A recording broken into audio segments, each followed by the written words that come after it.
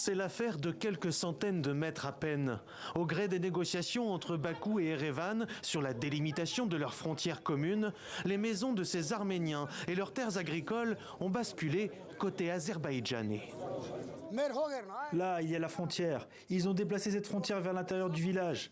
Un paysan ne peut pas vivre à la frontière, c'est impossible. Nous nous battons pour nos terres. Ce sont nos propres terres. 4 villages frontaliers, des centaines d'habitants sont concernés. Acquis par l'Arménie pendant la guerre au début des années 90, ils viennent d'être rétrocédés par Erevan le mois dernier sur demande de Bakou.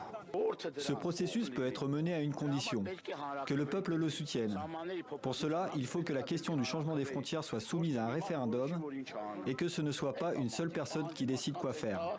Mais le pouvoir arménien a-t-il bien le choix? Depuis que Bakou a pris totalement le contrôle du Haut-Karabakh, à la faveur de son offensive éclair en septembre dernier, les deux pays parlent désormais d'aller ensemble vers la paix. Pour Erevan, il s'agit d'éviter une nouvelle guerre, une nouvelle défaite, et pour Bakou, d'asseoir sa domination.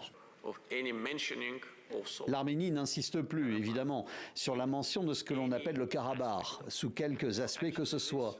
Cela élimine donc l'obstacle le plus important. La semaine dernière, Erevan et Bakou avaient annoncé s'entendre sur une délimitation de leurs frontières reprenant les contours de celles qui existaient avant 1991, à l'époque soviétique. Une annonce faite au moment même où les soldats russes, présents depuis 30 ans comme force de maintien de la paix, amorçaient leur retrait.